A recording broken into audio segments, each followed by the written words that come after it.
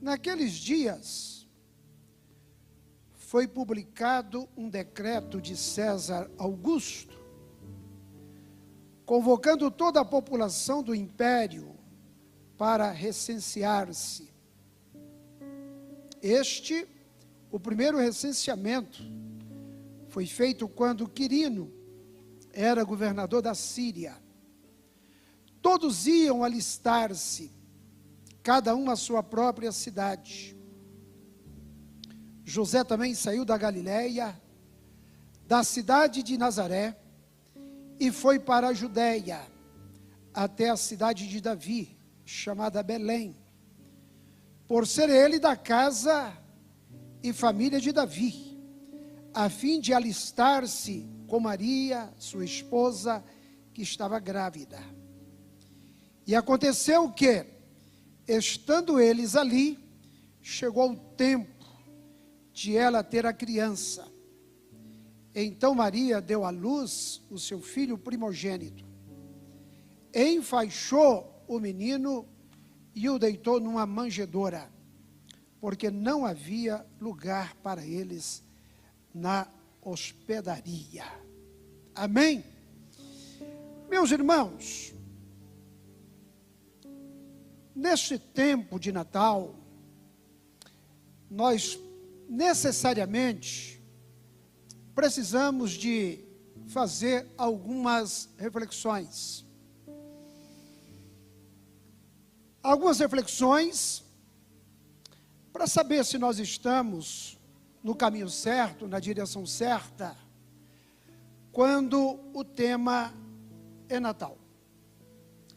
A impressão que eu tenho é que cada vez mais a gente está tendo um Natal sem Cristo. É cada vez mais comercial, é cada vez mais distante da realidade, daquilo que deveria ser. Alguns anos atrás, um programa de televisão reproduziu com um casal a mesma situação vivenciada por José e Maria. Eles queriam saber qual era a reação das pessoas quando recebessem esse casal com a mulher grávida batendo na porta de suas casas. Era uma atriz vestida como grávida que batia na porta de um bairro de classe média alta, solicitando abrigo por uma noite, apenas por uma noite.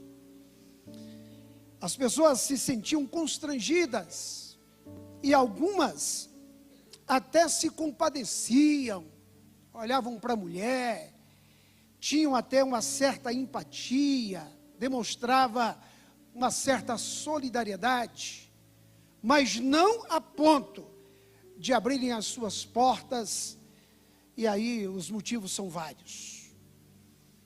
No outro dia, ou no dia seguinte, esse mesmo casal vai para um bairro pobre, e ali no bairro pobre, eles batem a porta e encontram pessoas sensíveis e solidárias, que acabam abrindo os seus lares e dando acolhimento àquele casal ou àquela mulher que estava grávida. Essa experiência foi feita exatamente por ocasião do Natal, para saber como é que as pessoas reagiriam diante de uma realidade que foi, na verdade, também vivenciada por José e Maria. O texto que eu li com vocês fala do nascimento de Jesus. Se a gente seguisse a leitura, a gente ia ver os anjos, os pastores, que naquela noite também tiveram a notícia maravilhosa do nascimento do Filho de Deus. Quando eu digo que a gente está cada vez mais, tendo natais sem Cristo, se você fazer um pedido para o chat GBT, me dê 10 frases de congratulação que eu poderia utilizar para congratular com o Natal. Você iria encontrar frases assim: que a magia do Natal renove a esperança e enche os nossos corações de amor. Neste Natal, que a paz e a alegria sejam os maiores presentes em sua vida. Que a luz do Natal ilumine todos os dias do novo ano. O melhor do Natal é o amor que compartilhamos com quem amamos. Que o nascimento de Jesus traga paz, fé e união à sua família. Frase 6. Natal é tempo de gratidão, reconciliação e novos começos. Frase 7. Que os sinos do Natal toquem trazendo harmonia e felicidade para todos. Frase 8. O espírito do Natal está nos pequenos gestos de bondade e carinho.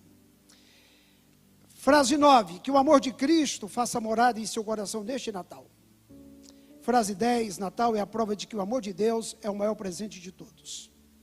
De 10 frases, apenas 2 ou 3 citam aquele que é o mais importante no Natal, que é Jesus Cristo. Estava observando programas na televisão, programas vários, falando sobre o Natal. Parece que há um medo das pessoas em falar de Jesus. Elas falam de tudo, falam de comida, falam de saúde, falam de felicidade, menos de quem a gente está celebrando, Jesus. Ele se torna cada vez mais esquecido nos nossos natais. Na verdade, o peru é mais lembrado do que ele. Os amigos secretos são mais lembrados do que ele, o pernil.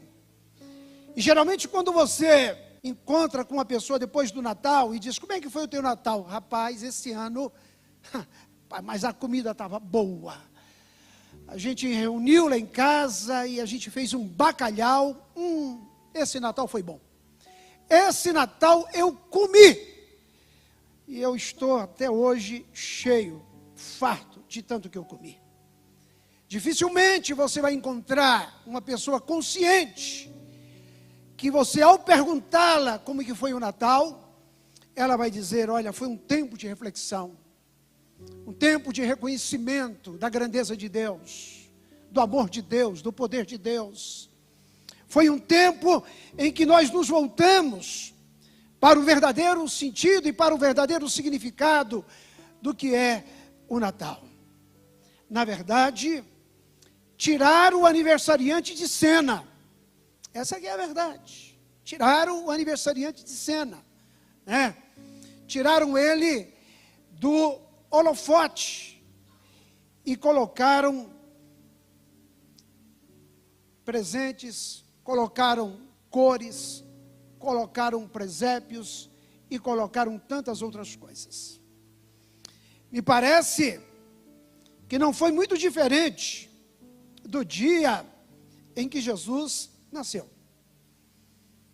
Eu imagino que se nós estivéssemos em Belém, no dia em que Jesus nasceu, fôssemos morador daquela cidade, talvez nós não daríamos hospedagem para Maria e José. Maria e José experimentou no nascimento de Jesus essa falta de acolhimento, essa falta de abrigo. E olha que Maria não estava grávida de 6 meses. Maria estava grávida de 9. De 9 meses. Porque ela foi chegando lá e entrou em trabalho de parto. E o menino nasceu. E o nascimento de Jesus apesar de não ter tido por parte daqueles que poderiam acolher, até porque a cidade estava cheia, mas houve alguns fatos que são marcantes no nascimento de Jesus. Primeiro, o nascimento de Jesus leva José e Maria de Nazaré a Belém, para que se cumprisse a profecia de que ele nasceria na cidade de Belém. Além de levar José e Maria para cumprimento da profecia, trouxe os anjos do céu à terra. É um outro fato extraordinário no nascimento de Jesus. E um terceiro, leva os pastores dos campos de Belém a adorarem o Senhor. José e Maria, eles foram obrigados a viajar de Nazaré até a cidade de Belém para o recenseamento que se realizava periodicamente, o IBGE, exatamente para impor contribuições, saber quem é que podia pagar mais imposto, quem é que podia, na verdade, contribuir com mais, e também ver quem é que estava apto ao serviço militar. Definir políticas. O Império Romano queria definir políticas. E aí José e Maria têm que viajar. E eles viajam 120 quilômetros para o recenseamento. Hoje uma mulher grávida, quando ela está perto de dar à luz, aqui tem várias que já deu à luz, nos dias que já está chegando o momento de dar à luz, fica quietinho em casa. Ninguém sai. Já liga para o médico e diz, a qualquer hora eu posso incomodar o senhor. E quando vai, tem uma equipe médica, uma equipe de enfermagem, uma equipe toda preparada para receber aquela mulher que está prestes a dar à luz. E mesmo assim, boa parte das mulheres ainda tem medo, porque dar à luz não é coisa fácil. Experiência da minha esposa. Não é coisa fácil, é coisa difícil. Ela outro dia estava conversando com alguém a respeito de alguém que resolveu pelo parto normal, natural, e ela diz, de natural não tem nada. Eu não aconselharia ninguém, nenhuma mulher, ir para o parto normal, porque é muito sofrimento. Agora, as grávidas aqui não vão por esse conselho não. Se der normal, faça normal. É a opção de cada uma, cada uma define o seu próprio planejamento. Mas Maria não tinha médico esperando ela. Maria não tinha hospital esperando ela. Maria não tinha sequer uma casa esperando ela. Ela viaja vários dias de Nazaré para Belém, ela e José, sem ter onde dormir na estrada. Eu fico imaginando Maria com aquele barrigão de 9 meses. Maria tinha 17 anos de idade, 18 anos de idade, não mais do que isso. Para o seu primeiro parto, sem saber aquilo que lhe esperava. Dizem alguns comentaristas que José resolveu levá-la por 2 motivos, por 2 razões. A primeira delas, para que se cumprisse a profecia, Jesus nascendo em Belém. Nós temos essa profecia de que Jesus nasceria em Belém. A segunda razão de José ter levado Maria nessa viagem foi para livrá-la das más línguas, ali na cidade de Nazaré, porque ela estava prometida em casamento para José, e naturalmente não era uma situação muito fácil, né? Conviver com aquela gravidez, e as pessoas perguntando, por que Maria está grávida, se ainda não se consumou o casamento, né? Então, José resolve levá-la, exatamente para protegê-la. Agora, o que me chama a atenção no nascimento de Jesus é que Deus é o dono da história, amém? É o que controla a história.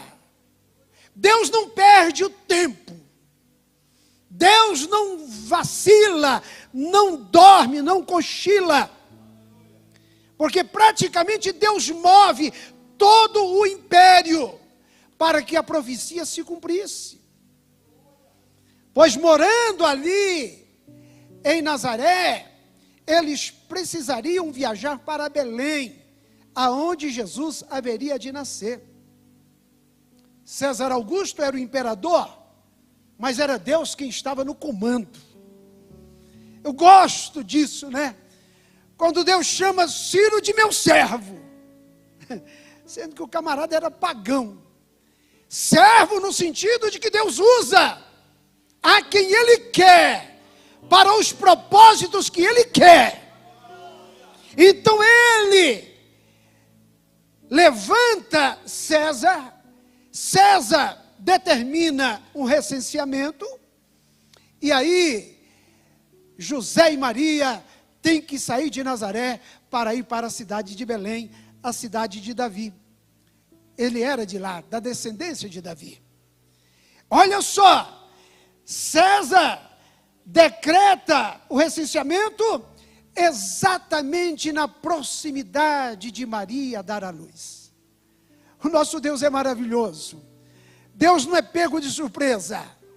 Quando Maria estava para dar à luz, e naturalmente que José e Maria não iriam para Belém, não iria, continuariam ali em Nazaré, Jesus nasceria em Nazaré, mas para cumprir a profecia, ele vai lá no trono de César e diz, olha, decreto para recenseamento.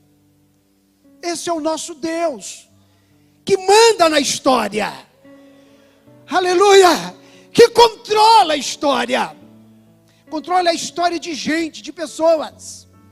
Então eles têm que ir para Belém da Judeia, onde Jesus haveria de nascer.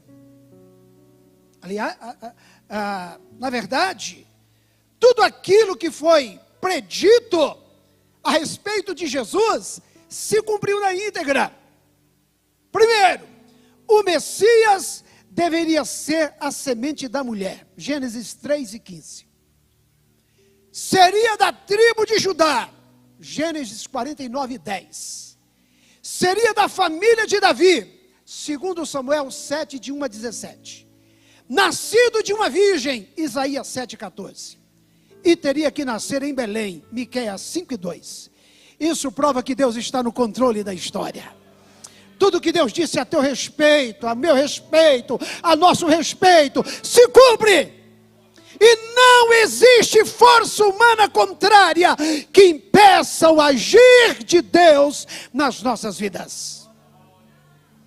Maria estava grávida, à véspera de dar à luz ao Filho de Deus. E as hospedarias de Belém estavam todas cheias. As casas estavam cheias. Havia muita gente ali em Belém para o recenseamento.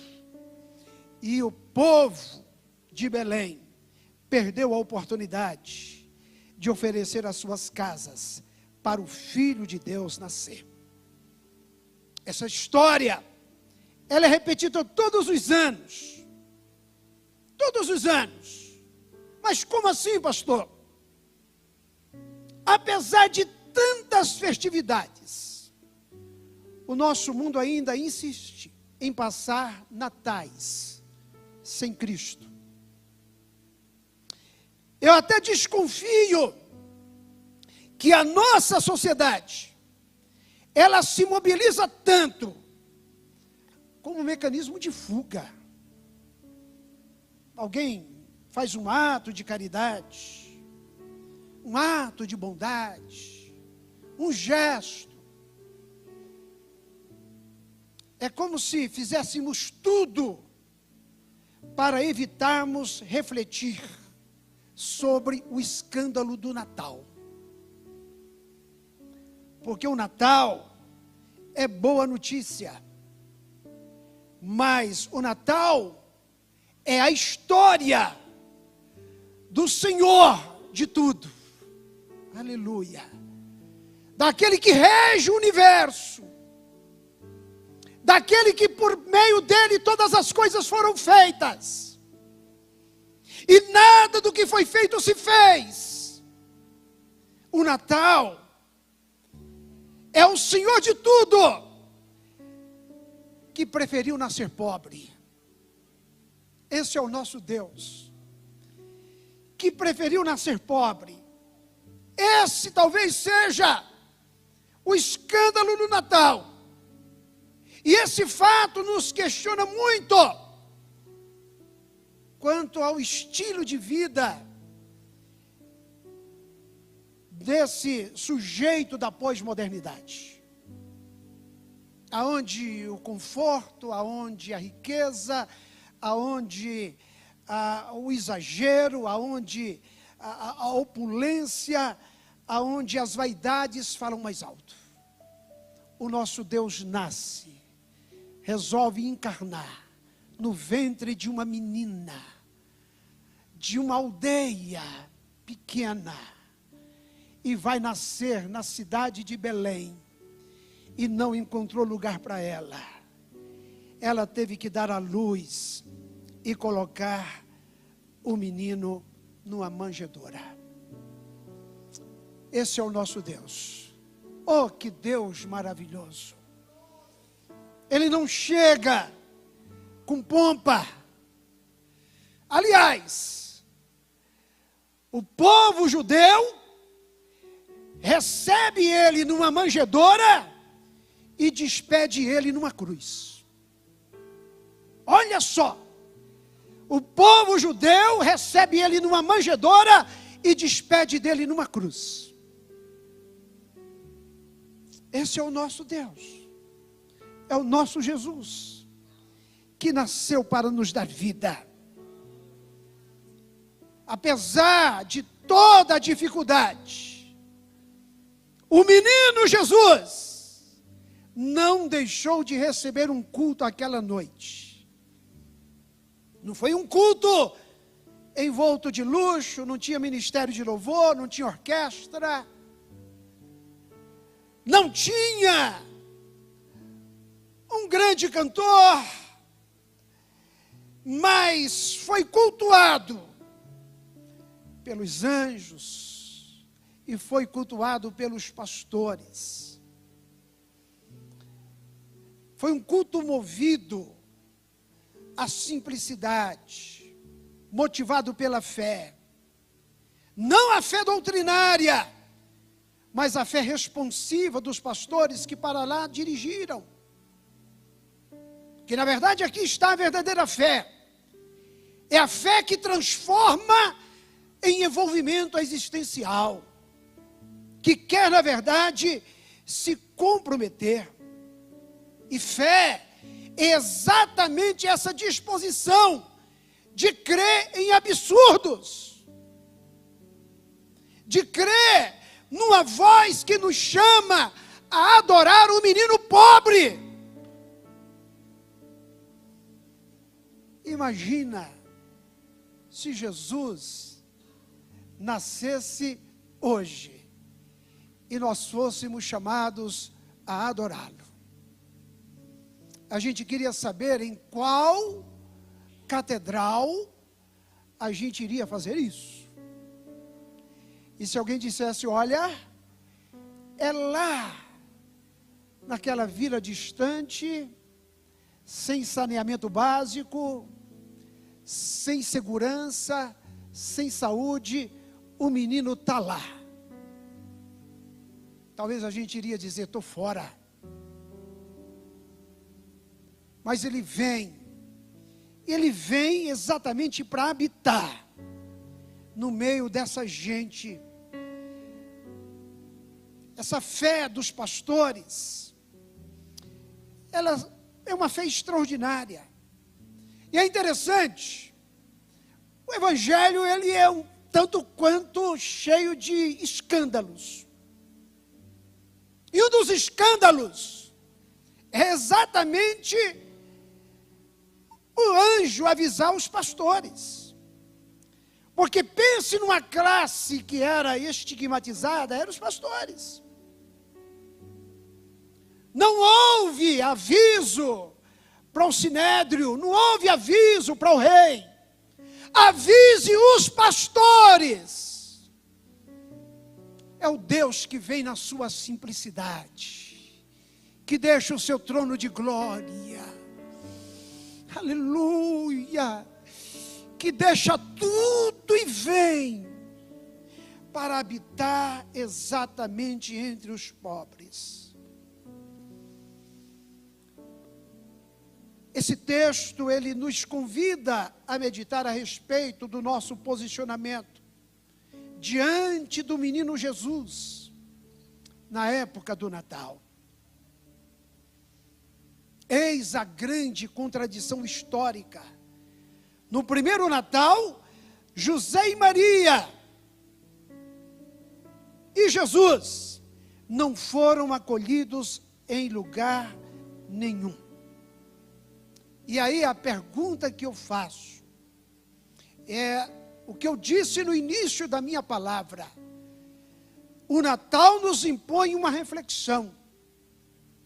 Será que os excessos do Natal não servem exatamente para distrair a nossa atenção do que realmente importa? Dar um lugar para Cristo nos nossos corações. Dar um lugar para Cristo em nossas vidas. Estamos falando de um menino pobre. Estamos falando de um menino que nasce envolto em panos e é posto numa manjedoura. Hoje,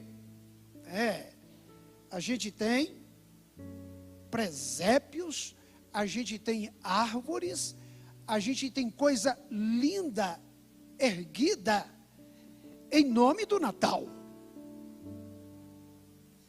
E quando você vai lá, você admira das cores, você admira da música, você admira da comida, você admira da tecnologia e volta para casa sem ouvir falar de Cristo.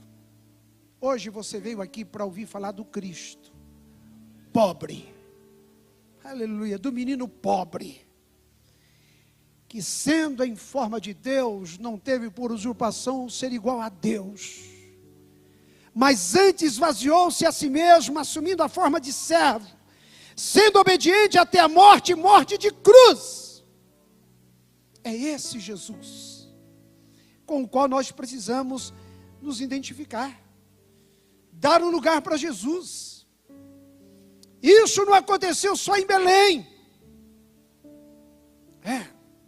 Nós estamos aqui, somos igreja, filhos de Deus, salvos. A gente olha para o povo de Belém, a gente diz, que povo cruel. É o mesmo quando a gente fala da crucificação de Cristo. Quando a gente fala, que povo mau. Eu estava lá. Você estava lá. Eu estava lá. Para negar lugar para Jesus. Mas ele nasce. E nasce cheio de amor. E depois que nasce, continua não tendo lugar. Primeiro teve que se refugiar no Egito, para não morrer. Voltou para Nazaré, que é a cidade das flores, mas não houve lugar para o lírio dos vales. Em Jerusalém teve que morrer fora dos seus muros, para não macular a cidade, para a cidade não ficar manchada. Na cidade da paz, não havia lugar para o príncipe da paz. Esse é o nosso Jesus, que por amor a mim e por amor a você veio, submeteu a tudo, aleluia, para que hoje nós estivéssemos aqui. Hoje, continua não havendo lugar para Cristo no coração de muitas pessoas. E enquanto não houver lugar para Cristo em nossas vidas, continuaremos celebrando o Natal apenas com árvores, com cores, com refeições, para logo em seguida a gente voltar à rotina da vida e a vida continuar sendo a mesma vida. Hoje o Espírito Santo nos convida a pensarmos sobre o menino pobre, que nasceu numa manjedoura, numa cidade que não teve nenhum acolhimento. Eu fico imaginando a dificuldade de Maria, de ter que cuidar desse bebê, curar o umbigo, porque a gente pensa no Jesus, meio que com tudo programado, e que não teve dificuldade de nada, que Maria estava preparada para receber o menino, que José estava preparado para ser pai, que o menino não corria nenhum risco de infecção, misturado ali aos animais. A gente sempre pensa num Cristo que veio e que estava tudo pronto e que ia dar do jeito que deu, e que não teve nenhuma dificuldade. Isso não é verdade. Maria, enquanto mãe, teve dificuldade certamente de amamentar o seu filho, teve dificuldade de curar o umbigo do menino, teve dificuldade de fazer talvez um chazinho para Jesus quando chorava. E a gente tem que pensar em Jesus como menino que nasceu, como criança que nasceu. Que a tendência nossa é pensar num Jesus que já nasceu grandão, e que logo fez cura, milagres, e logo morreu, ressuscitou. A gente não pensa no menino correndo no terreiro. A gente não pensa no menino brincando na vizinhança, porque a gente pensa no menino Deus, a gente não pensa no menino homem. E o grande mistério é que ele, 100% divino e 100% homem, teve sede, chorou.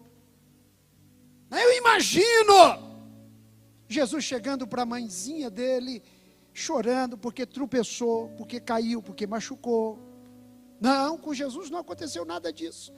Meus irmãos, morou na roça, trabalhou na carpintaria, comeu pó. A gente não pode diminuir a humanidade de Cristo. A gente não pode diminuir o mistério da encarnação. Jesus nasceu pobre, para que por meio da sua pobreza, nós nos tornássemos ricos. Vou repetir, ele se fez pobre, para que por meio da sua pobreza, nós nos tornássemos ricos. Você pode glorificar o nome do Senhor Jesus. Aleluia. Que esse Natal, ou que nesse Natal, haja espaço em nossas vidas, para recebermos o grande amor de Deus. Amor que vem até nós, não em forma de declaração. Amor que vem até nós, não em forma de poesia. Amor que vem até nós em forma de carne, em forma de gente. Porque Cristo é a demonstração do amor de Deus por nós. É isso que a mensagem no Natal vem nos dizer. É sobre o nosso mundo, sobre a nossa história, que Deus continua a debruçar-se, indicando a salvação onde menos se espera. Que a gente abra os nossos corações e que a gente ame o Senhor Jesus de todo o nosso coração e de toda a nossa alma. Pastor, então não posso fazer a minha ceia. Pode, deve, faça, mas não se esqueça de Jesus. Aleluia. É interessante como Paulo fala: lembrai-vos de Jesus. Lembrai-vos de Jesus. Lembrai-vos do Senhor. A gente não pode deixar essa vida nos distrair. Nós não podemos deixar os nossos programas nos distrair. Nós temos que amar o Senhor de todo o nosso coração. Porque quem já nasce para morrer.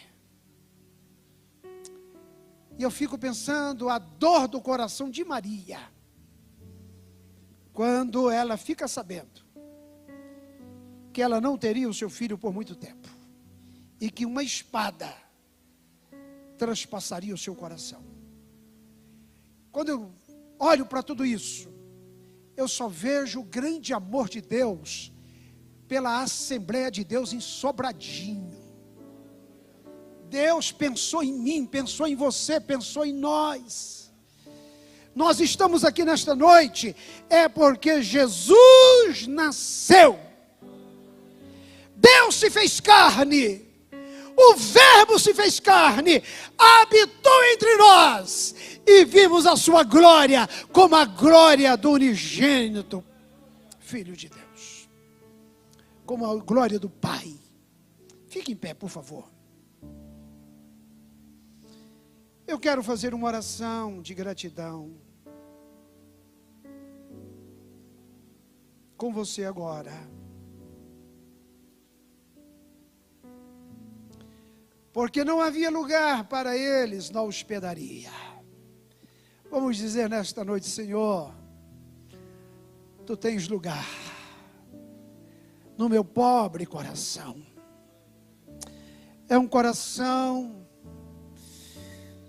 cheio de dúvidas e incertezas. Às vezes é um coração egoísta. Mas se o Senhor, pela Tua graça, concorda em morar nesse coração, Ele é Teu. Ele é Teu. Totalmente Teu. O nosso coração não é da nossa família. O nosso coração não é da nossa esposa ou do esposo. Não é dos nossos filhos. Nosso coração é dele. Porque quem possui o nosso coração aqui na terra possui por um pouco de tempo. Ele possui o nosso coração para toda a eternidade. E ele diz: eis que estou à porta e bato. Se alguém ouvir a minha voz e abrir a porta, eu entro. E ao entrar eu faço festa. Eu ceio com ele e ele comigo. Fecha os teus olhos. Senhor, tens o nosso coração para fazeres morada. A nossa vida é tua. Oh Senhor, não deixe distrairmos com as coisas desta vida, mas que o nosso Natal seja marcado pela Tua presença, pela Tua presença nas nossas famílias, pela Tua presença na nossa igreja, pela Tua presença na nossa cidade. Nós não te queremos em um presépio, nós te queremos nos nossos corações. Nós não te queremos, Senhor, em outro lugar, nos palácios, nos jardins. Nós te queremos no nosso coração. Seja o nosso coração o lugar da tua morada, a habitação, que o Senhor possa entrar